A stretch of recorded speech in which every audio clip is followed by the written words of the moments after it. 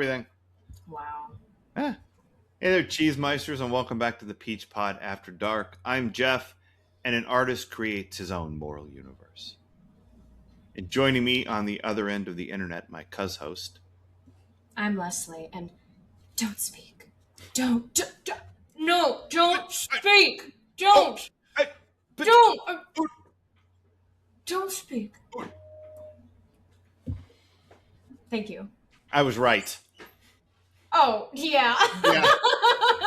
I was like, nope, I know exactly what she's going to take as her, because she has to. Like, I knew it after the first time she did it, not knowing she was going to do it 8 more times.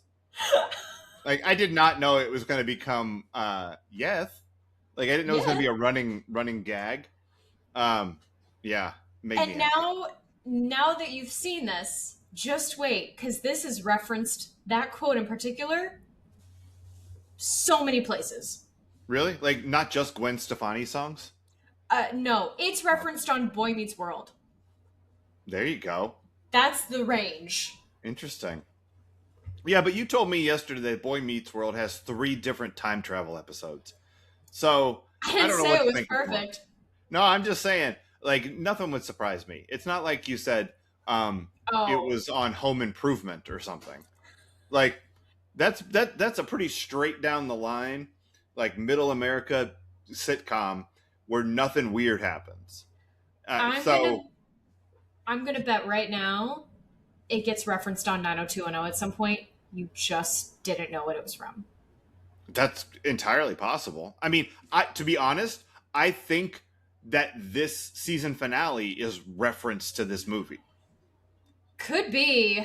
I mean, it's so what we're doing this week, Cheesemeisters, is Bullets Over Broadway, the 1994 "You Don't Write How People Talk" masterpiece, written by Woody Allen and Douglas McGrath. He also wrote Emma. I don't know if you ever saw Emma. I No. think it was Gwyneth. No, I know the cover exactly. Yep, that's all I know because I never saw it. Directed by Woody Allen. He of Annie Hall and recently Vicky Cristina Barcelona, which we just did a few weeks ago. Gotta get out of the way here. Marge was a big fan of those Woodsy Allen movies, um, except for except for that real nervous guy who's in all of them, which of course is Woody Allen. Yes. Woodsy Allen. He's not in this one, which is like one of the first ones he wasn't in.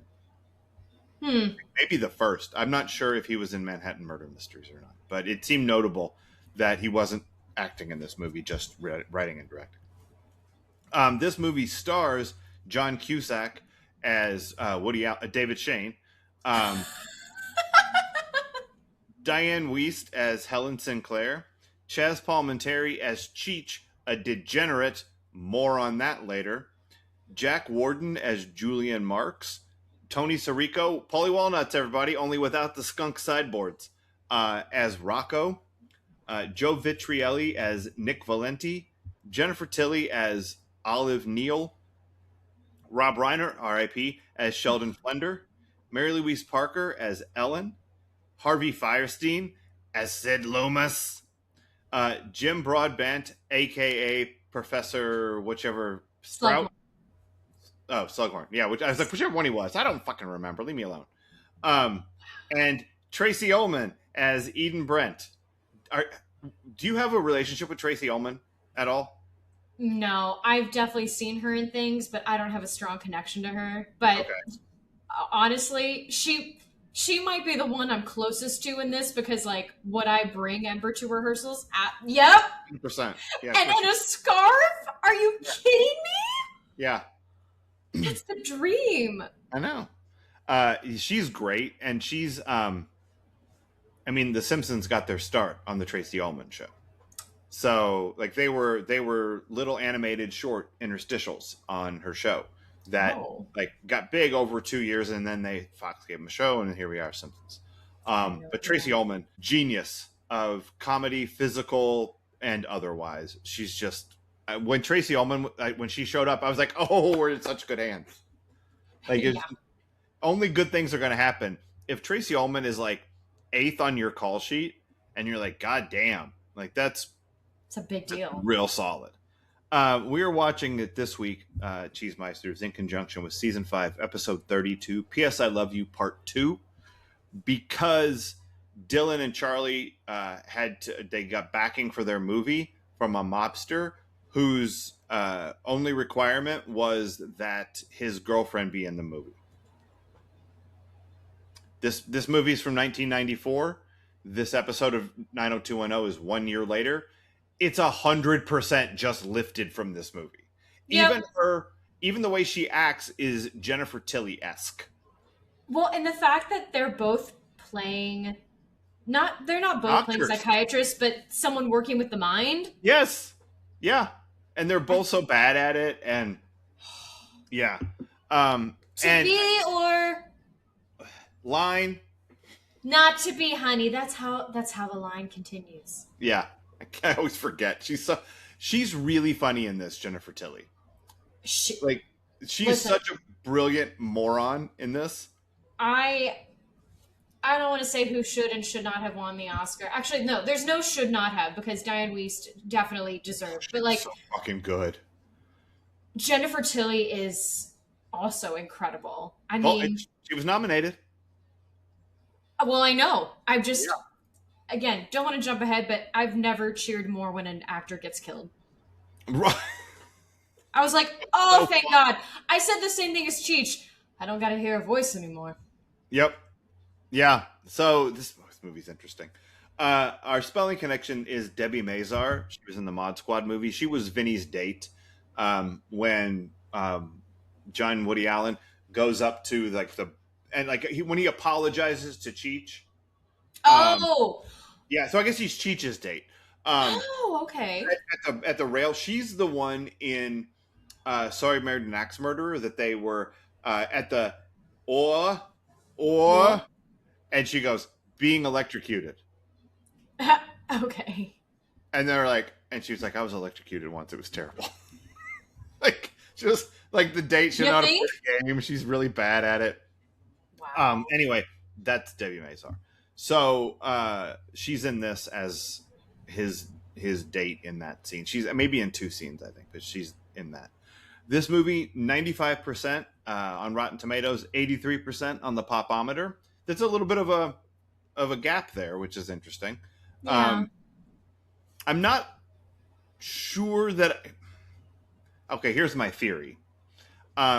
People went, Woody Allen, you're gross, and that's the difference. That's the 12%. That started in 94? It started in 92. Yeah, we're gonna have to talk about that a little bit too, because this movie is kind of about that. Oh God. At least in part. Like, it just is. I don't, no one, I'm sure Woody Allen didn't say, this is self-biographical. I'm talking about myself and my love of young ladies and how that's okay. It's fine. And how maybe if you separate the art from the artist, everything's okay. So this is his Blue Chips? Who's remind me who the blue chip was. Bob Knight. Yes. Yeah. Yes, it is. You're right. Or even greater reference. If I did it. Fucking A. Yeah. If I did it. No, I mean, we talked about this a little bit with Manhattan, the movie that Woody Allen did like in the late 70s where he's dating like a 12-year-old or whatever. Yeah. Where it's like, I feel like he oftentimes will use his movies to defend himself, even potentially before someone accused him or pointed out that he was doing something gross. He was like, here's a whole movie about how it's not gross. Wow. And that's this happened after. This is 94. All the stuff with Soon Yi comes out in 92. So whatever. This movie won awards, y'all, and was nominated for awards. It won Diane Wiest a Best Supporting Actress, correctly so. Like, she's fucking amazing in this, and she's great all the time. Yeah. Really, really good in this. Nominees for Best Supporting Actor, Chaz Palminteri. He lost to Martin Landau from Ed Wood. Best Supporting Actress, Jennifer Tilly got a nomination, and she lost to her co-star, Diane Wiest. That would suck. Yeah, I know, but you got to know that's kind of. I mean, I'm surprised either one of them won. To be honest, I figured they'd split the vote and it would go to somebody else. But But see, like, I think back to when Wicked was nominated for a Tony and they knew uh both women were going to be nominated. So even though they're both the lead, they were like, okay, Adina, you're going to be nominated for Best Actress. Kristen, you'll be Best Supporting. Because sure, they wanted them both to have a chance. right, yeah, and sometimes they do that, and sometimes they don't. I think a lot of times that stuff is like, although no one, neither one of these could have been nominated. I don't think for best lead. Yeah, because neither of them are in it as much as, say, John Cusack. Yeah, like they're in a supporting role, both of them. So it would be kind of hard to do that. But Listen, they put things that aren't comedies into the comedy category all the time. I think we can bend the rules a little. yeah, that's a different shadowy cabal, the Emmy nominees versus the Oscar nominees. But I feel you. Um, Woodsy Allen was nominated for Best Director. He lost to Robert Zemeckis from Forrest Gump, which we talked about during Quiz Oh. Show. Best Writing, Woody Allen and Douglas McGrath lost to Quentin Tarantino and Roger Avery for a little movie called Pulp Fiction. Um, Oh, yep. yep. Best Art Direction, Santo Loquasto, and that also that could have been autocorrected any number of ways just there. Sure. That might not be anywhere near correct. And Susan Bode or Bodie, they won for The Madness of King George. Best Costume Design, Jeffrey Kirkland for The Adventures of Priscilla, Queen of the Desert, which I feel like is a movie you never Oh, even heard of. Or did you? no, I've heard of it. Hey, I know Okay. my drag culture. All right. Some Good. of it. Some of it. Um, I haven't seen it, but considering that is big in like drag community, Certainly yeah, was in 94. that's gonna have some fabulous costumes. Yeah, yeah. It's also not seen it. But so you had never seen this movie before? I'd seen it once. Oh, you Um, had? Really? we have seen a slew of movies that I watched with that one ex, Uh huh. and like Reality Bites is the only one I remembered. Again, it's baffling to me the way the brain works, but I had seen this and I remember liking it, but I didn't remember anything about it other Got than don't speak, don't, But I what? no, Yeah. don't, silence. I'm gonna have so much fun. Every one of those was funny. You know what I mean? Like every time she did that in the movie, it made me laugh. Not as much as throwing at the bull, but it made me laugh. Like she walked in and I went, that's the role I want. It's pretty fucking Like great. I know I could do these others, but I'm like that. Yeah, it's a lot of fun. I think that role. I can use So it. here's what this is. I had never seen this movie. Uh, I knew it existed, Yeah. but that's the extent of it. I mean, we talked during Quiz Show about like the loaded year that was 1994 in theater, in the theater, and I went to see many of them. Not this one, just missed it somehow.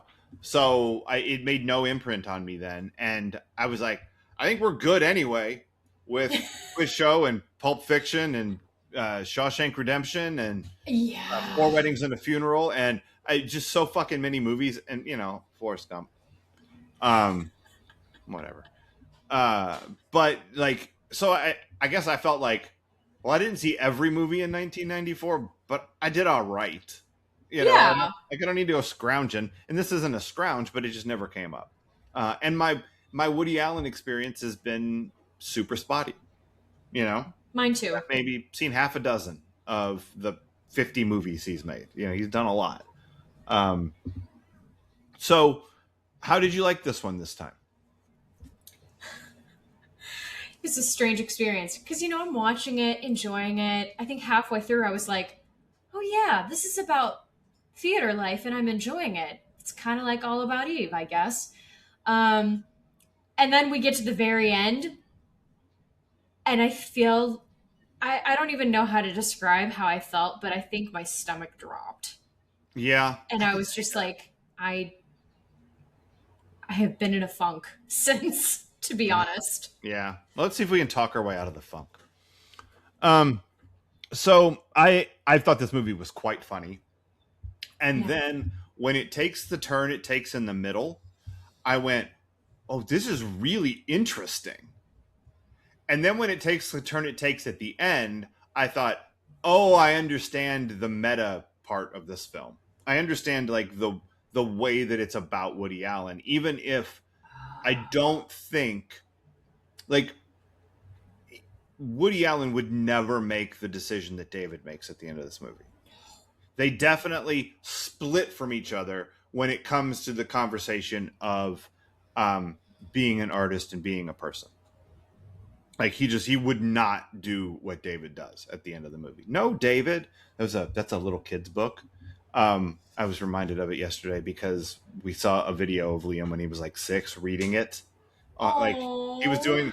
There's this thing called Storyline Online where like celebrities read picture books to kids. It's super sweet, and we did a bunch of those. So he recorded a Storyline Online with him reading "No, David," and every page is like David doing something, and his mom going "No, David." Wow. It's an adorable book, And especially when you've that's got a precocious little kid. You know. and then just 10 years later or more, we get ew, David. Mm-hmm. Ew. Um, Ew. yeah.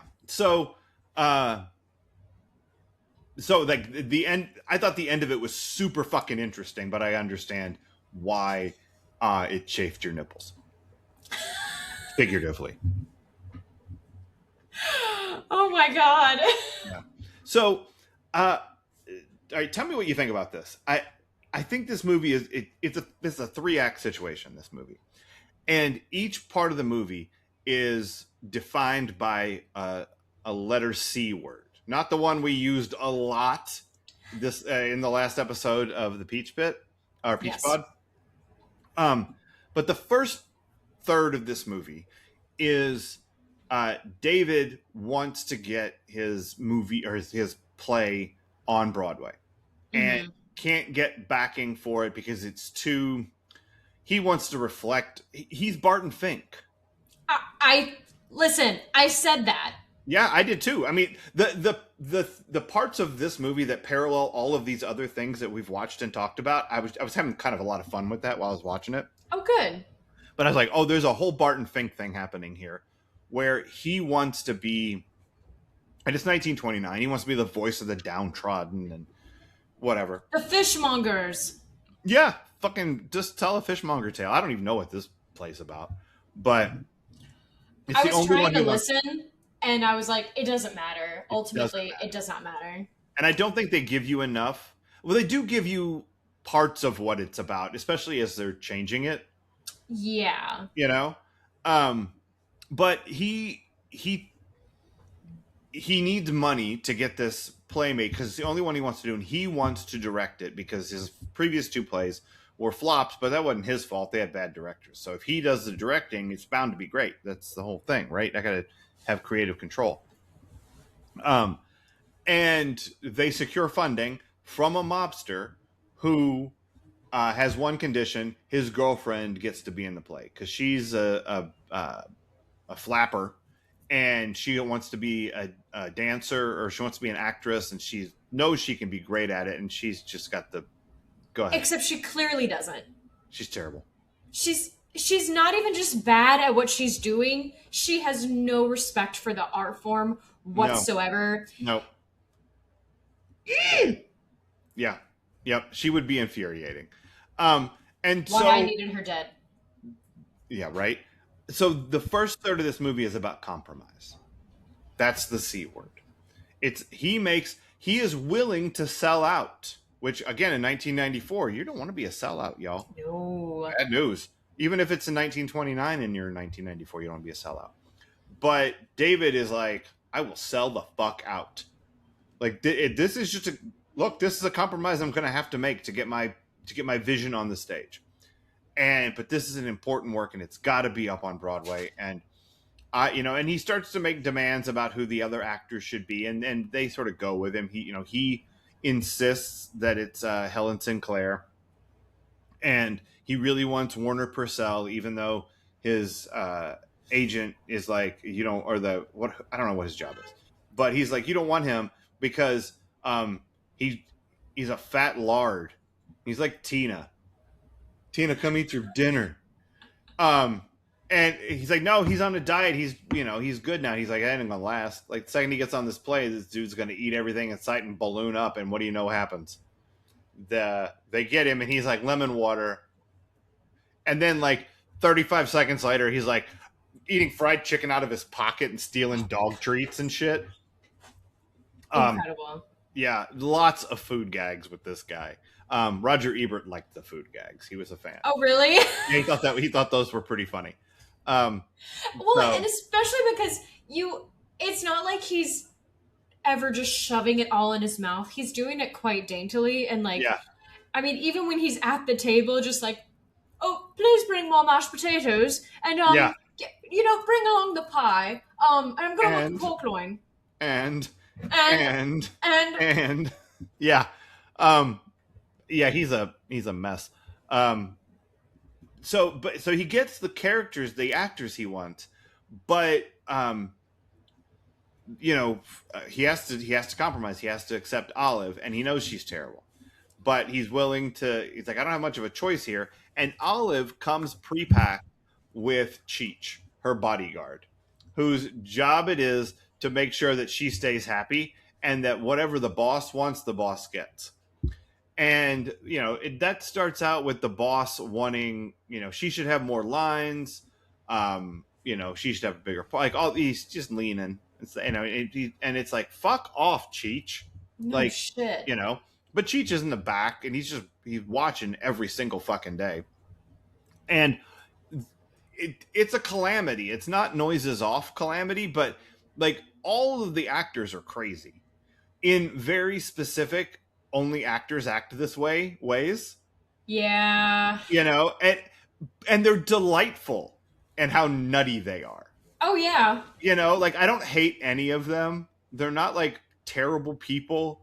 Like, Ellen shows up with the dog and is oblivious to the fact that Helen does not want there to be a dog anywhere near her. And it's just, and this guy's overeating the whole fucking thing. And it's just on and on and on. And it's a mess. And David and Helen start to off to the side, canoodle, but they're never allowed to because she does the not speaking parts. Mm-hmm. Pushing him away. Oh, there's one moment where she just straight up like recoils. Yeah. It's beautiful. They can talk or not talk for hours, but mostly not talk. They both enjoy snow peas and soup. Things are easy to chew. Yeah. So all of that's going on in the second act of the movie, which is chaos. That's the C for the second act of the movie. And then I think this probably happens in the second act, but it dominates the third act, is change. Because Cheech, another C word, stands up and is like, they keep having fights over the language in this movie. Like, Olive can't say any of the lines because she's stupid and doesn't understand. I don't understand it. Why would I say it? I wouldn't say it this way. Why are you having me say it this way? I don't understand. What's a masochist? It's someone who enjoys pain. What are they, retarded? Oh my god. She was so stupid and just like delightfully stupid. She's like, dear Lord, this lady. Yeah. But Cheech speaks up and gives it a good suggestion. And David doesn't want to take it and he rejects it. But then he goes and he thinks about it, and his wife is like, it's actually a pretty good idea. Like it, and Cheech starts pitching more and more improvements to this play, changing the dialogue because people don't talk like this.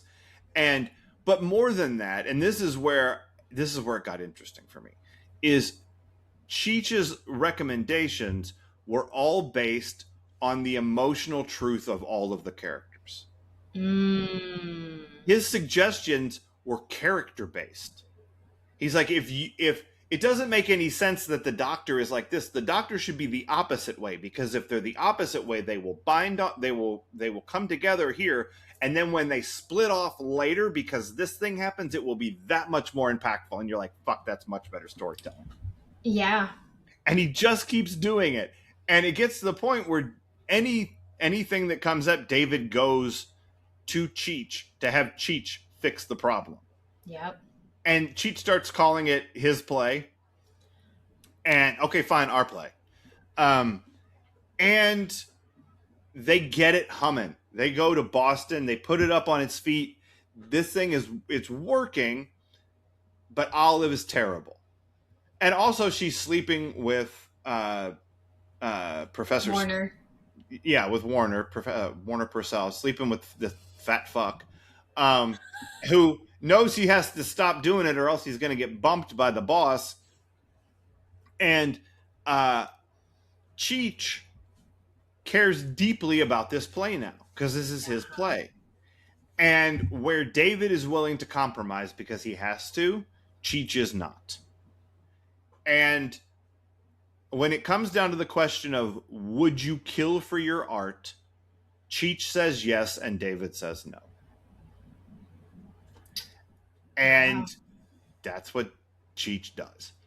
And all the while, David and Helen St. Clair have like fallen for each other. And he tells his wife that he's cheated on her, and she's like, no problem. I'm Jesse Vasquez. I also cheated on you. Just all these, it just keeps doing this. But I cheated on you with your best friend, Rob Reiner. Yeah, Sheldon Flender. And then he goes to Sheldon's house and is yelling at him out in the street. And Ellen's up there, and this whole scene, I love that scene. It's so funny. And she's like, I'm with him because he's such an attentive lover. And the lady across the street was like, he's fine. He's fine. He's mediocre. Listen, for love, you need technique. For sex, you only need a few inches. Yeah. And it was this phenomenal back and forth, the whole point of which is David coming to grips with the fact that maybe he's not an artist because he won't take the step that Cheech will take. Cheech is an artist. Like, he worked with him on this script. He understands that Cheech is better at this than he is and ever could be. And the gist of that whole conversation is David's attempt to separate the art from the artist. And it's not the first time it's come up in the movie. It comes up in an earlier conversation where he and Rob Reiner, they're all sitting around and with their girlfriends and talking and whatnot. And Ellen decides that it is possible to love the man if you don't love the art. It's hard to love the art, I think, check me, if you don't love the man. I'm not sure. There was so much back and forth with this. It was a little confusing. Well, the way they phrased it was man versus artist. Right. Yeah. The artist versus the human. Yeah. You can still make the argument of like separating the two, like, you know, art versus from the art or art from the artist. Anyway, right. That's what they're doing. They're just phrasing it slightly differently. The whole time there is this discussion of like, well, if you're getting produced, then you're not really an art. I write things that are meant to be unproduced. Right. I'm a real artist. Like, right. You know what? And maybe I just need to adopt that Rob Reiner's attitude in this. I'm also a real artist. My shit ain't getting picked up anywhere. It's okay. It could still get published posthumously. Which they said in the movie and made me laugh really hard. I was like, because they were talking about Van Gogh and Poe and how they died broke. And he was like, I'm never going to get this on Broadway. And they're like, it could happen posthumously. Like that was comforting to him or something. Again, a thing being discussed in the 90s per She's All That. When the art chicks are like, you Oh know what yeah, might be a really great idea? If you right. killed yourself. That's right. It'll make this more Think about valuable. it. 100%. Yeah. She's gonna make you paint your face. It's gonna be rude. It's gonna almost ruin a whole party. Wow. I know. A lot of things happen in that movie. None of which I remember. Like I've memory Well, hold that movie a little bit. that's very sad for your brain. Well, look, I have season 4, episode 12 episodes of The Simpsons that I need to be able to recite verbatim. Like, what else, what do you want from me? Got it. That's like me with the Peanuts holiday specials. Yeah. Yep. I feel you. Um, so in the end, David says, I'm not an artist, so you don't have to worry about that part. You can just love the man. Does that work for you? And she's like, yeah, that kind of works for me. And that's the end. He's out of the business. They chased him out the same way that dangling Dylan out of a tram chased him out of the business. So Yeah. it's the same fucking story. Like they did the whole thing. I have another thought, but I just talked for a long time there. Like I mean, that last bit. Like, do you want to talk about that last bit, or you want to talk about the chaos engine in the middle of it, the Cheech art of it all? Like, I think I can share a little bit without getting too morose, but like, look at this morose motherfucker right here. I mean, that's me. Y'all are still here. Knock it off. Never. I know my brand now. If That's right. casting doesn't. Um, this is absolutely a thought I've had for myself. Mm-hmm. Am I a real artist? Mm-hmm. Because, I'm not willing to go broke. Mm-hmm. I could very well do the Kevin Smith thing of just producing my own thing and maxing out credit cards. I don't want to do that, y'all. Mm-hmm. That's insane. I'm not a gambler. Right. I lack a lot of things that make for successful people. I lack competition. I lack risk taking, whatever, X, Y, and Z. And so seeing him have that question, I was like, fuck, my journal is out on display again. And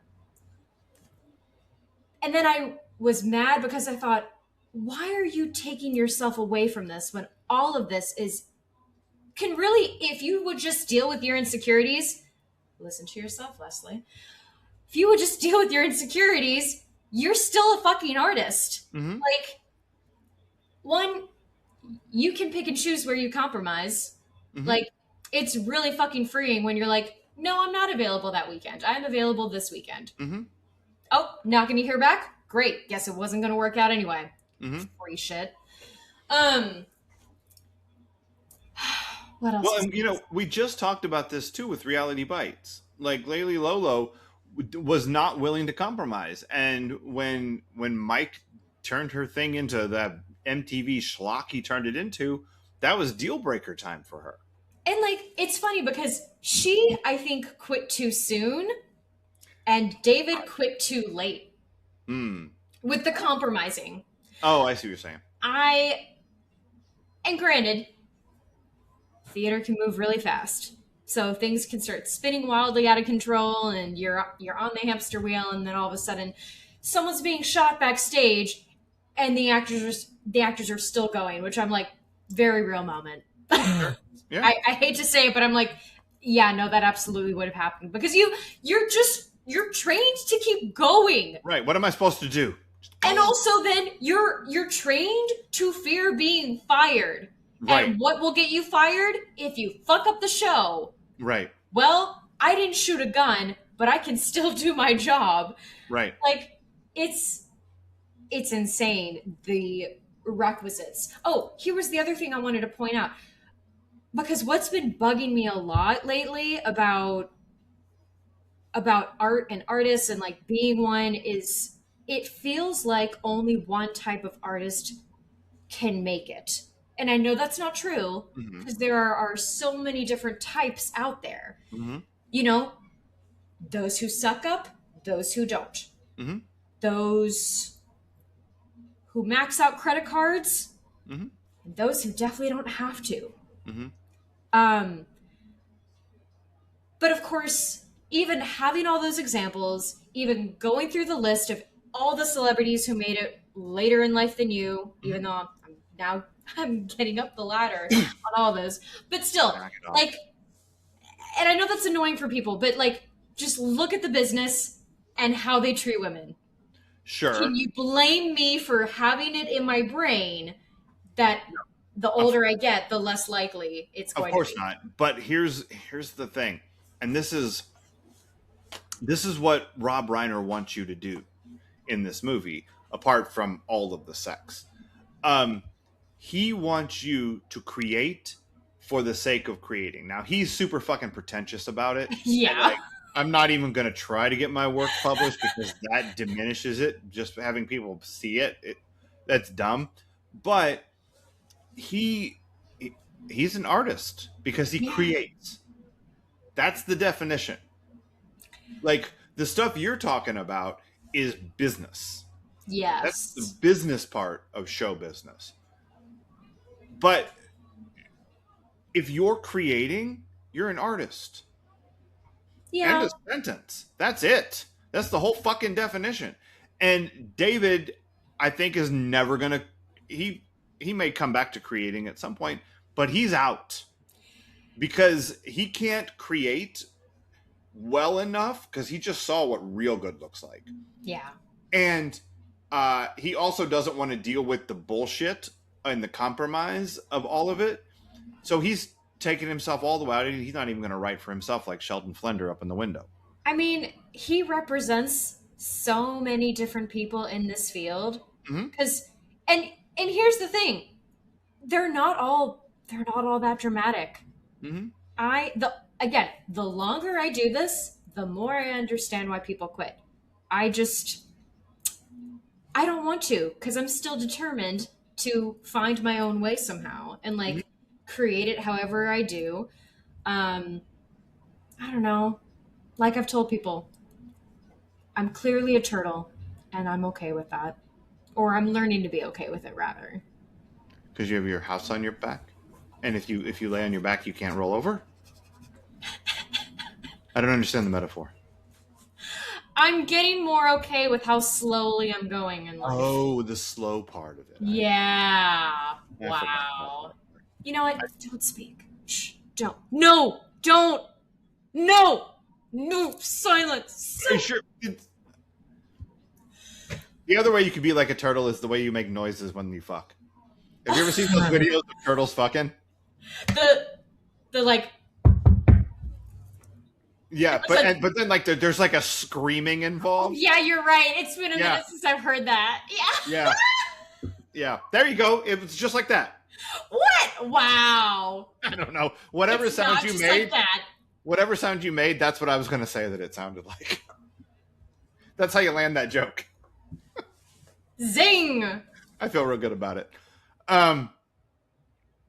So yeah. So this is the movie is doing a whole lot in that third act about separating the art from the artist because in 1994, Woody Allen had been front page tabloid fodder for a couple of years for cheating on Mia Farrow with her stepdaughter or her Oh, adopted daughter. I guess it's her. It was her adopted daughter. Um, I don't know. Like if you read Sun Yi's Wikipedia page, which was clearly written by the "This Is All Okay" Society. oh no. Oh yeah, it's so much like everything that's in there is like, um, according to her, he had no there was not a parental relationship between the two of them. Like she didn't have anything to do with him when he was dating Mia Farrow. The only time he'd ever really even talked to her is like when he had to drop her off at school one time after she hurt herself. Like there's a whole lot of just equivocating in this Wikipedia page. It's kind of fascinating as a He Wikipedia dropped page. you off at school, honey. Uh huh. It's weird She enough. she was 17. Waited till she was 18. He didn't Chris Oh, how Suter it. generous. Right? I feel There was no grooming involved before then, I'm sure. They say there wasn't on this Wikipedia page. I don't know. Oh, oh. Yeah. Thank you, Wikipedia. I don't know. I can definitely trust you. I'm pretty good about it. But all of that happened in 92. And so that is at the bare minimum, an ick storm of just people being like, this is not. And they have been together since that moment. Like, they've been together for 34 years. I feel like at a certain point, you just go, these people want to be together. You know what I mean? Right. No matter how icky the circumstances. Although what would be wonderful would be to like be introduced to Woody Allen and Sun Yi at like a restaurant, and like to be having like just a small talk, and you're like, so how did you meet? Love to do that. That would be just. Yeah. I think they would just stare at us. Because in this scenario, I'm with you. Like, just like we're going to go on Hot Ones together, but like it's going to only be you, and I'll just be there for moral support. I'll be like, tell me off. And you'll come in with like the wet wipes, smack my face with them. Yeah. I don't want to touch my eyeballs. Wipe my tears. Oh, it's okay. Yeah. Don't speak. Don't speak. Yeah. So this movie, in part, because they talk about it at the beginning and they talk about it at the end, this idea of separating the person from the artistic part of them. Ignore all of the parts about me that are oogie, that you find unappealing, and focus on how great these movies are. Remember how much you liked Annie Hall? Right? Do you remember that? Remember? Remember? Yeah, I remember. And he wanted everyone to just focus on that stuff. And that's what this movie is. It like the main character just keeps talking about, can we focus on the work? Yeah. And ignore the personal until he realizes at the end that ain't the way. But again, that part of it, Woody Allen is never doing. It's also very hard to just keep a group of actors all on track. Like, as soon as one shares one thing, 3 others are lining up and interrupting. And yeah. Anything more from just sort of the general of the movie? Oh, I did write one other thing down. Helen Sinclair with David is looking for that All About Eve deal. Oh, yeah. She's looking for that writer who will continue to write for her even if she's 40.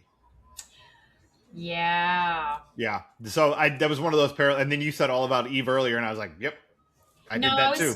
I was definitely seeing some of the parallels, but of course they took a slightly a campier route, if you will. But again, within reason, because things could have so easily gone over the top, and yet they don't. I believe every one of these people exists. Yeah. Oh, yes, because they're all a recognizable level of ridiculous.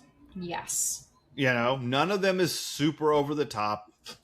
They're just weird enough that when you put them together, and they can do great work together, because this play apparently is gangbusters, except for Olive, who's just terrible. Listen, I wanted to bring Ember on screen with a little scarf around her. Yes. But 1, it's nighttime. She doesn't want cuddles. And 2, my dog is not in the business.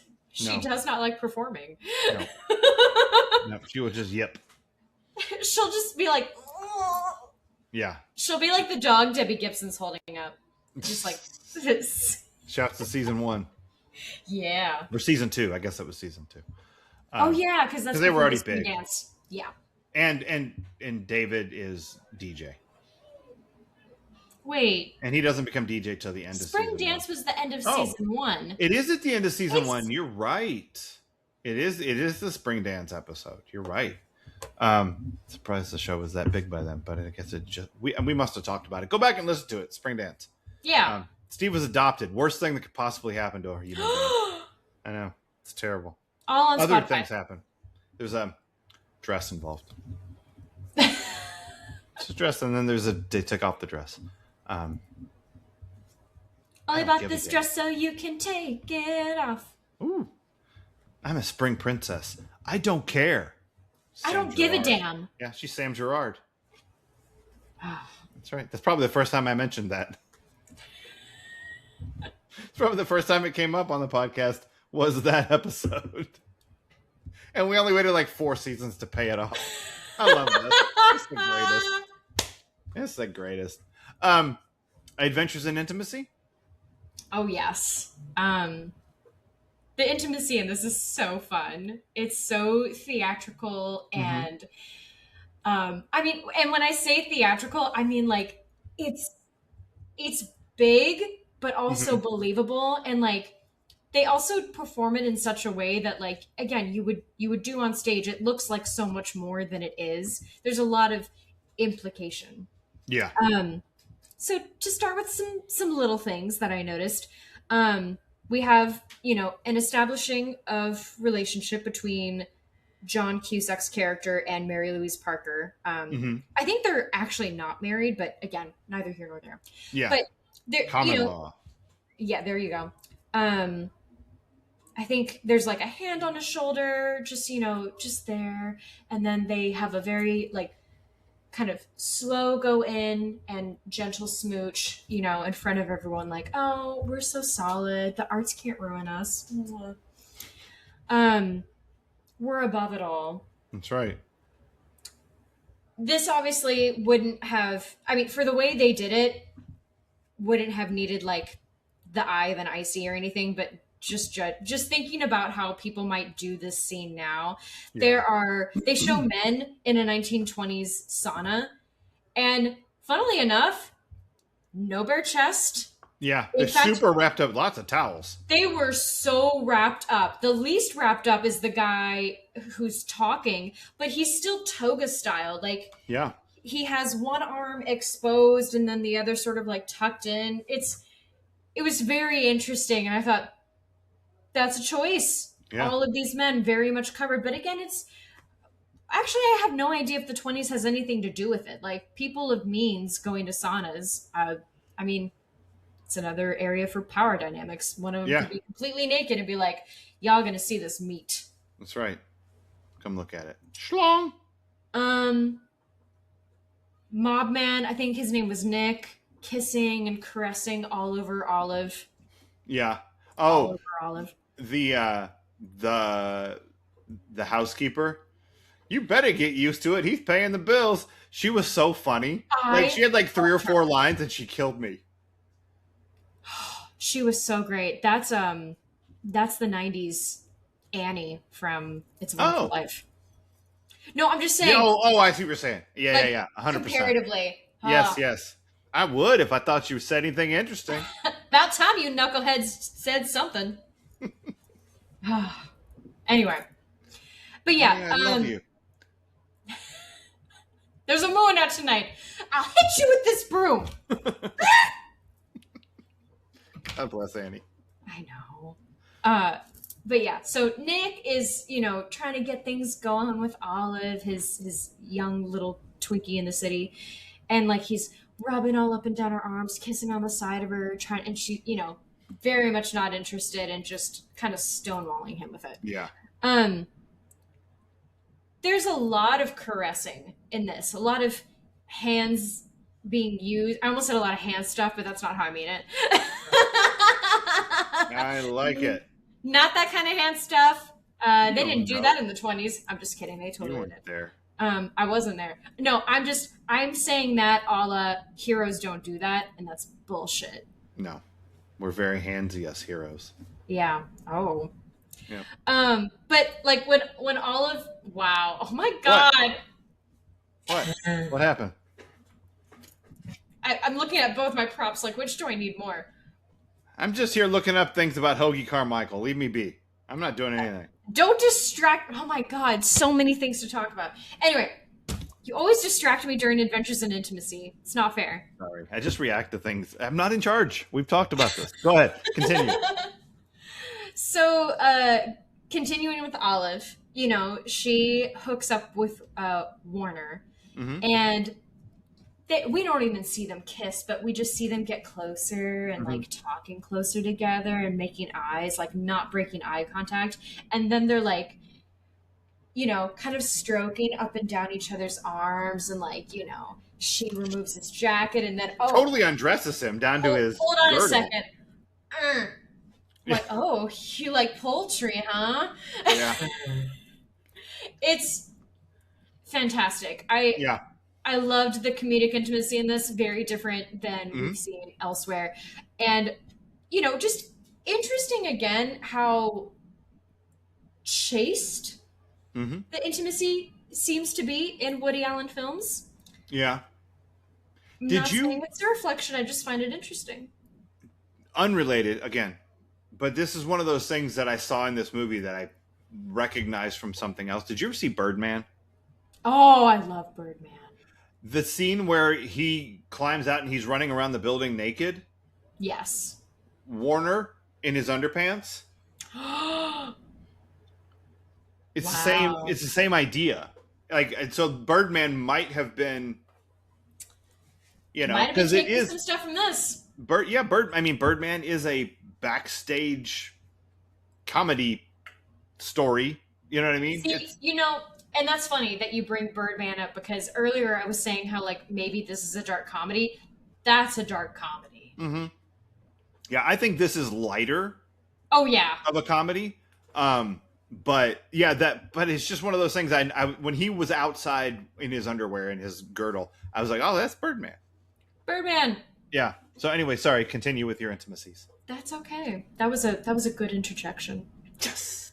Um okay, so we've talked about Olive and Warner. I wrote Warren in here and I'm like, Warner. Like in Legally Blonde. Uh Helen and David, again, more use of hands. She, like, at first, it's just her hand on his mouth, or even just like very close.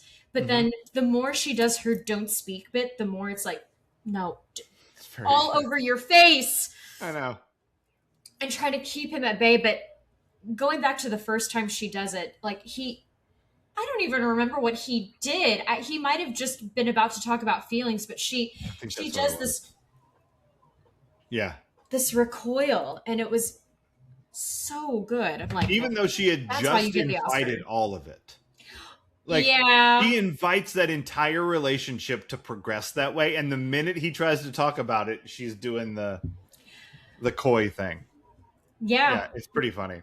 definitely. And their kisses are there's not a lot. I only have first kiss written down, and I think they maybe have one other Yeah. on camera. But like, it's dramatic with its head movements, and it's clearly a closed mouth kiss. hmm And they're very much in sync with each other on what the movement needs to be, and then the arm, like, it's not wildly passionate like Troy and Lala Laney, hmm but it's still passionate, but it feels more contained somehow, even though it's supposed to also have this like this free look about it. hmm Like, oh, we can't be contained anymore. We must be together. It's it's so delightful. Yeah, I it love really it. is. I love how hidden things are. Again, closed mouth, and then sometimes he's even kind of in front of her face. hmm So just very hidden, which they are having an affair. So Yeah. that would fit if that Yep. was done intentionally. Yeah. Yeah, super theatrical in how they did all the intimacy in this. And then like everything else is implied. Everything else they talk about, like, we see people in their skivvies, which loved the period underwear from everyone. Yeah. Fantastic. Yep. Um, loved seeing a guy in a corset for once. Sure. Very funny corset. Yeah, definitely. Um, yeah, it's so strange. That's really all I have for adventures in intimacy in this film. Okay. I don't really have anything about music, but I did look up some of the music because it's all period, Yes, I noted that. and the And I noticed, and I just want to shout it out that there's a Hoagie Carmichael song in here. Oh, you now I know that. I I'm sang that telling in the Singing Cheesemeister. Hoosiers. I'm telling the what? Okay. Okay, so Cheesemeisters, you don't know this. I probably. I don't know. I don't know what you know. I don't know your address. Um, Hoagie Carmichael, born in Bloomington, Indiana, graduate of Bloomington North High School, got his start at IU. Big time Hoosier connection to Hoagie Carmichael. Tell me about a singing Hoosiers thing. What did you sing? I mean, my the director at the time had a passion for Hoagie Carmichael like nothing else. Mm-hmm. And so, they would always try to keep Hoagie in rep Okay. whenever we'd perform because, I mean, they just figure anyone in Indiana is going to know that Hoagie Carmichael Yeah. is from IU. Yeah. But we always sang Stardust, which is my favorite. Okay. And then the one in this movie, Up a Lazy River, Mm-hmm. was, I realize now, kind of a hazing ritual because we never learned this song in rehearsal. And then I kid you not, my first road show, Dr. S, our conductor, is like, "All right, Up a Lazy River," and I look over, and all the veterans singing Hoosiers are looking at us freshmen like, we're like, Yeah, and that sounds luckily, like it. it's a pretty simple one, Okay. especially if you're a woman. You just ooh most of the time, and then yeah. That's what happens when I walk into a room.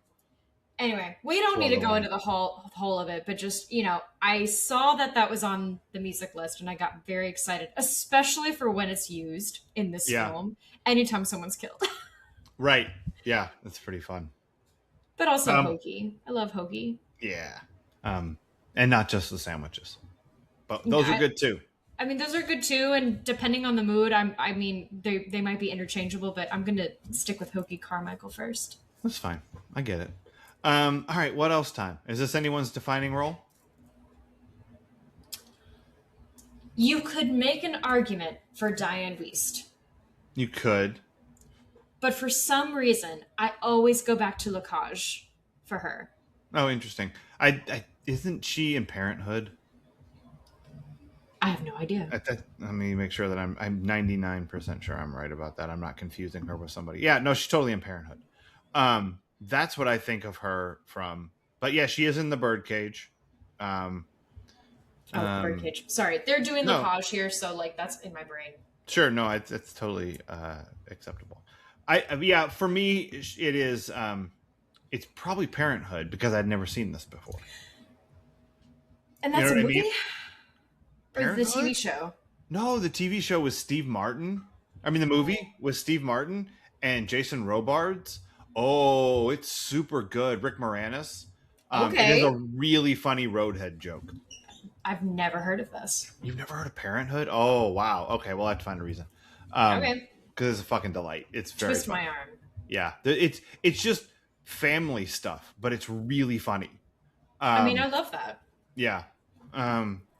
Yeah. Okay. I don't want to get down a Parenthood rabbit hole.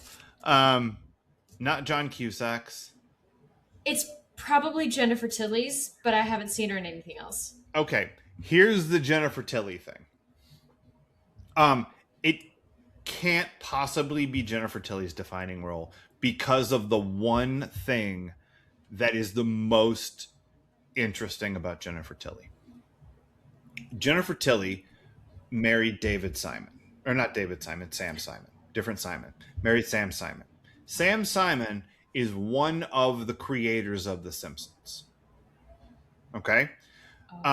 He was married to Jennifer Tilly when he worked on and created The Simpsons. The only part she had to play in that entire circumstance was when he told her about it, she said, "I think that's a bad idea." Then they got divorced. She gets half of what he owns, or half of his stuff. She is like a billionaire off of The Simpsons, and the only thing she had to do with it was saying she thought it was a bad idea. It is the craziest way anyone's made that much money in the history of mankind. Wow. It's amazing. And I only know that because like Sam Simon, he's since passed. But he would go on Howard every now and again in like the aughts. Okay. And he like and he told the story about like their relationship and like that she just like the only she's like she didn't want me to do it. She said it was a stupid idea. And now she gotta have my money. And he's not even mad about it. He's like, she's welcome to it. Like, Oh, you that's know, good. yeah, no, like they had a really, I think, good relationship going forward after they got divorced. But the fuck ton of money she got off of this, and then she became a professional poker player. And like, so I knew her as like, because she had done like the Chucky movies and stuff like that, and like, I knew of her and that Mm. voice, you know, but I'd never seen this, which she's so fucking good in. And she doesn't even act anymore. I don't think. I think she's just like plays poker and Simpsons money. Wow. Yeah, isn't that nuts? Yeah, I'm speechless. Right? It's so this can't possibly be her defining role because of the Simpsons story, I guess not. right? It's too wild. I'm trying to think of anyone else. No, I think because for me, Jim Broadbent Uh is huh. Harold Sidler in Moulin Rouge. Okay, and you know why that's true? Because you haven't seen Paddington. If you'd seen, you laugh. You're so like your laugh is correct. I understand it.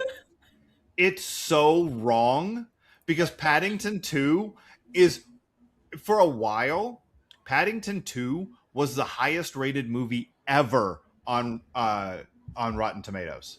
Wow. Like higher than Citizen Kane. Paddington Okay, 2. I'll take that. I mean, it's so fucking good. And I haven't seen Paddington 3 yet, but he's the dad in the Paddington movies. Do I have to see the first one or can I just watch the second one? You can probably just watch the second one, but the first one is charming as fuck. Well, It's listen, just he's coming to Broadway, so okay. Yeah, not go up I with your say like Paddington I'm 2 stuff. always up to date on seeing stuff on Broadway. I'm not. Right. I had friends yesterday, speaking of live theater, ran into Gary Cole in Andersonville. He's here doing a play at Steppenwolf. Oh, cool. Yeah. Shake and bake. Um, so, Well, okay, you're just taking all of my it didn't happen to me. I missed it by 5 minutes, but it No, no, happened. no, no. I mean, all of my is this their defining role? Oh, sure. We are completely disagree, but that's okay. That's That's what fine. makes this, interesting. I have Um, one other not their defining role, and it's because of a personal life experience. you met another Off, celebrity. yeah. No, we didn't talk, but um, I might have told you this How have story you met before. so many run-ins? I'm I've imagining. seen one celebrity, no, two since I've been here. Oh, yeah. I don't know. I've seen Vince Vaughn twice in Chicago, just downtown. I mean, how Land. can you miss him? He's pretty tall. Um, one year we were in Las Vegas for the Kentucky Derby, and we posted up at a sports book, and we were just gonna like watch Derby races and sporting events all day long, and it was like a nice new sports book. I can't even remember which casino it was in, but they were advertising an appearance by Chaz Palminteri because he was doing a Bronx Tale in Vegas, which is like the thing Mhm. that's really his defining role. Um, and he comes and gets a live mic, this guy, for like 10 minutes. You've talked about this. Yeah. And he clearly had nothing planned. And he called everyone in the room degenerate gamblers like 40 times in 10 minutes. It was so funny. And then I watched this and they call him a degenerate twice. So I'm like, are they was he referencing this when he was calling all of us degenerates? Like, was this a tip of the hat to Bullets Over Broadway? I have no way of knowing. But yeah, He's just stayed in character the whole time. he kind of has. Yeah. But yeah, no, his defining role is guy who called all of us degenerate gamblers for 10 minutes straight. No one booed him and said, "Get out of Vegas." It was kind of awkward. Like he wasn't getting a good reaction from the room because he was he was being rude. Like, I would like to it was think I would weird. have piped up and been like, "Do you know where you are?" Yeah, but I think that's the problem. I think he'd been there and it just walked around going, "Look at these degenerate fucking gamblers," like mumbling it to himself. To be And fair, nothing makes me hate people more. Actually, no, that's not true. I live here now, oh but yeah, like, how about racism? that too. Listen, I heard it before I finished it. I was like, wait, no, there are plenty of things that make me hate people more than going to Vegas. Right.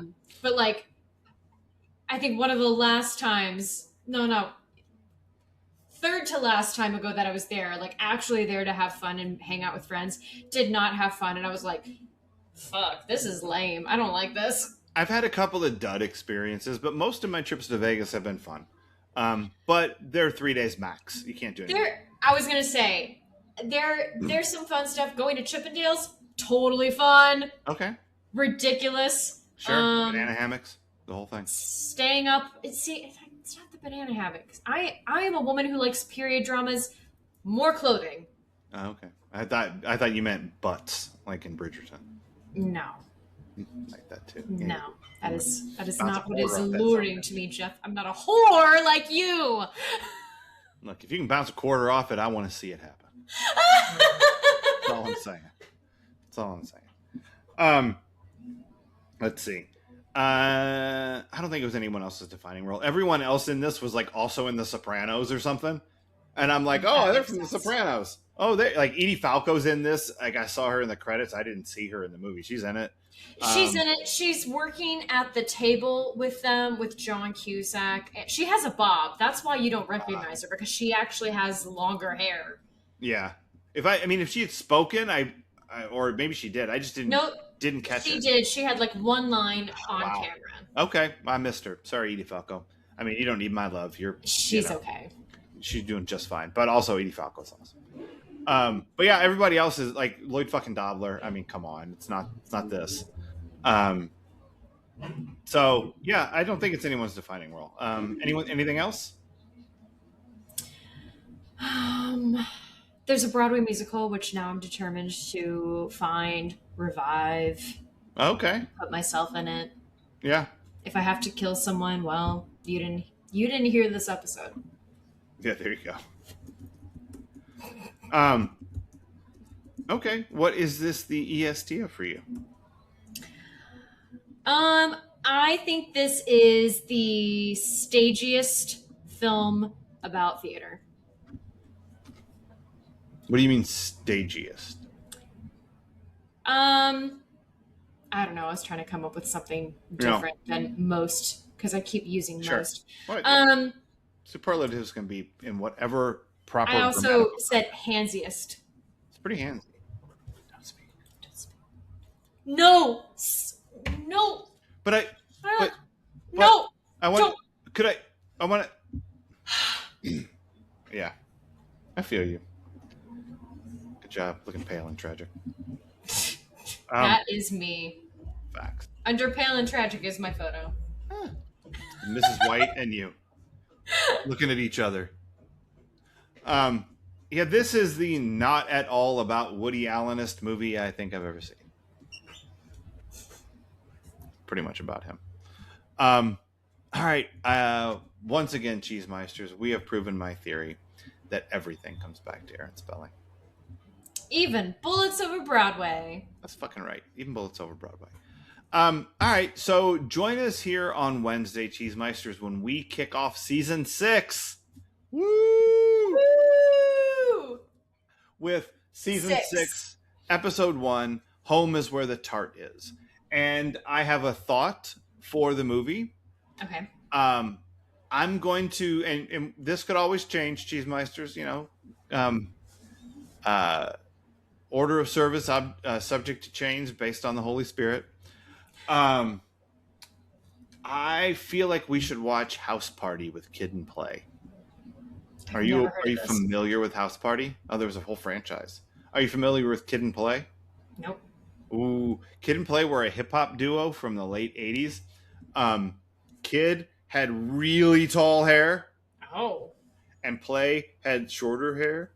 They both still had high top fades, but kids high top fade is higher than what you can see of my hands right now. Very high. Oh my god. Yeah, and they have a house party, and hijinks ensue, Oh and there's lord. dancing, and it's appropriate for one of the things that happens in the episode. So Gosh. I feel like we should. It's a totally different vibe than this. I think it's going to be fun. It's just a. It is a. I'm not one. I don't think I've actually seen all of House Party. I think I've just seen Okay. clips, but I think it's about as heavy a lift as Crocodile Dundee. You know, Oh, it sounds like it. like the story is House Party. You described their hair, and I said, "Oh, this is going to be Yep. fun for me." Yeah, they're just. I mean, Kid and Play were a really good hip hop duo that did fun music. Okay. And so this movie is a house party. All right. And so I think we should watch House Party next week. I think that'll be fun. I'm down. All right. Yeah, I have thoughts about like I've got things written down for the first 4 movies of the season. We just have to make sure we can find it somewhere to watch. Yeah, I think it's okay. I think I looked. Oh, okay. Let me give it a sneak peek. Because one of us didn't see Turning Point. I don't even remember what movie that was. You didn't see it. I know. It was Anne Bancroft, Mikhail Baryshnikov, and Shirley MacLaine. You definitely did not see it. They were ballet dancers. I know you didn't. I know. I remember. It's Not the week seeing I watched 2 movies. Oh my god, the sacrifices you make for the Cheesemeisters. Everybody, send Leslie flowers. I know, the tiny little violin. Yeah, it's available. You can stream it on the TNT app. Okay, I thought you were just gonna stop on the TNT. Right, and TBS.